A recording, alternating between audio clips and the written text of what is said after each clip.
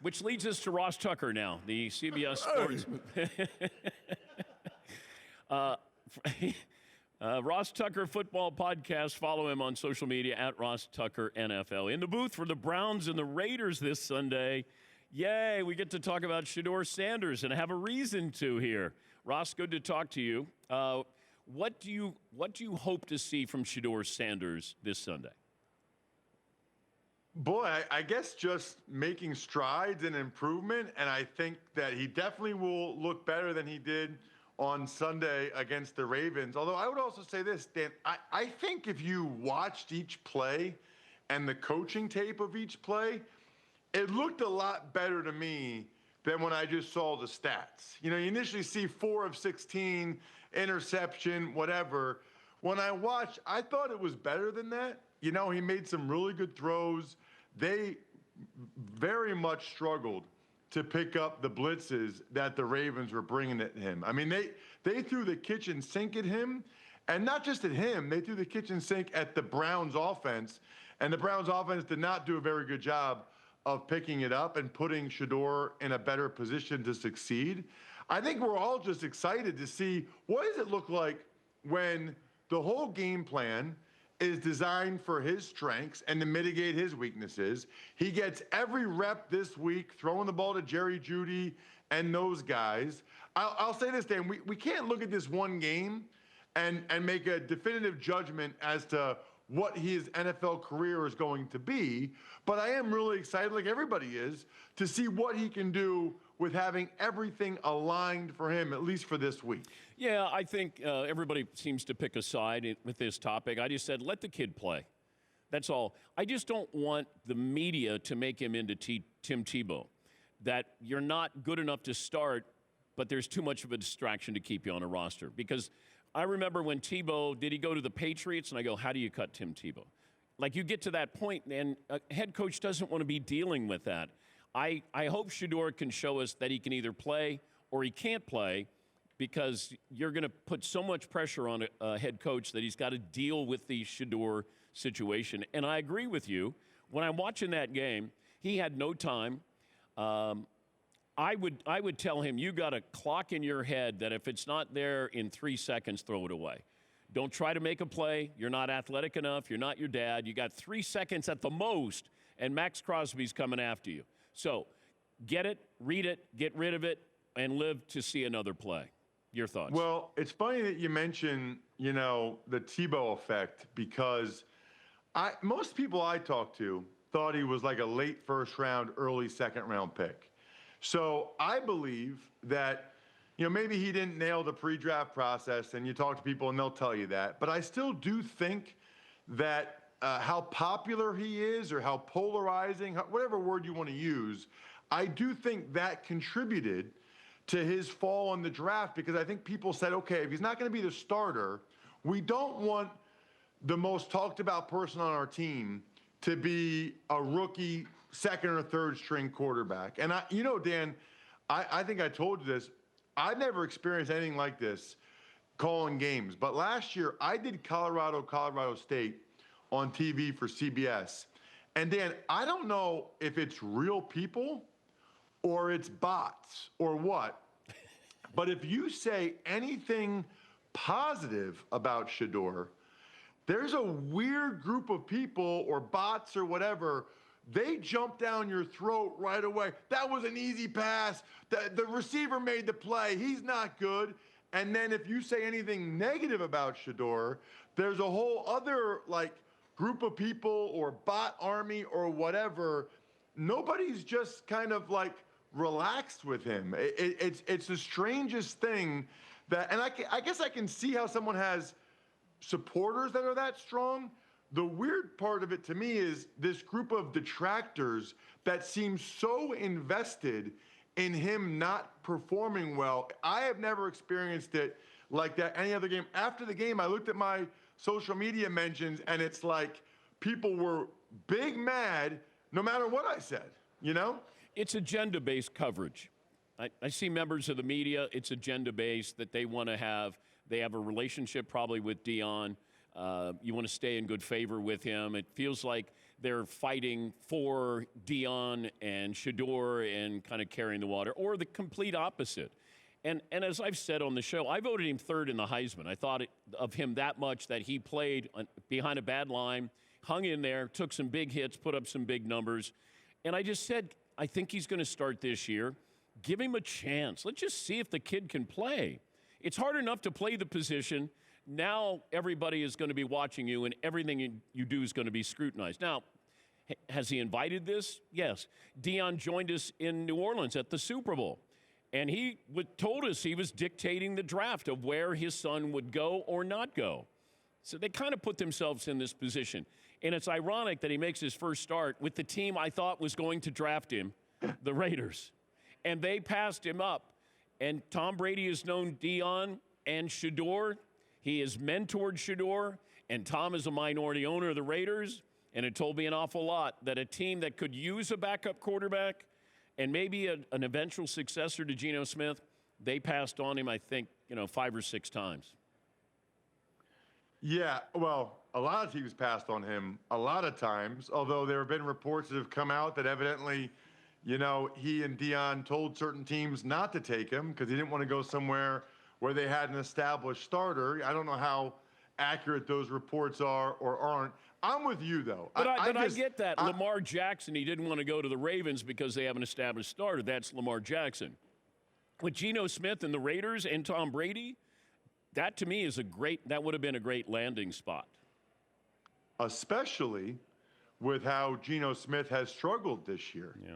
Which is one of the interesting things about the Raiders is I think they brought in Pete Carroll and Geno Smith to kind of change the culture, right? And to get a winning culture and to be competitive, but they're not competitive, and yet they're not really playing their young guys yet either, because I still think Pete Carroll's trying to flip the culture. Both these teams are in really, really fascinating positions. Is Pete Carroll coaching for his job this year? Well, I would imagine that everything's on the table for the Raiders at the end of this year.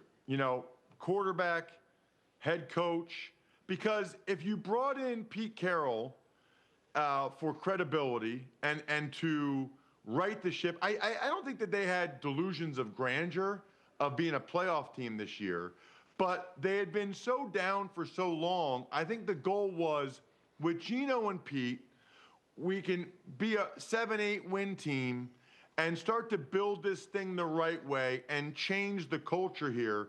And unfortunately, for a number of different reasons, it hasn't happened for them.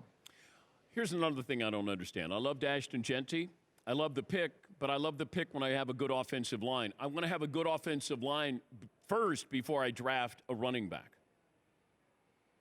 Well, so there's a couple things there. Number one is their offensive line is not good. Their best player, Colton Miller's hurt. Probably their second most talented, JPJ, the right guard, he's hurt. Watching them against the Cowboys Monday night, I'm not sure they have a guy starting, Dan, that is an average starter right now in the NFL. I mean, maybe Parham at left guard or Glaze at right tackle. The other thing that's interesting, though, about Genty, and Sunday night I called the Lions-Eagles game for Westwood One. And I'm watching that game, and I'm thinking about Genty.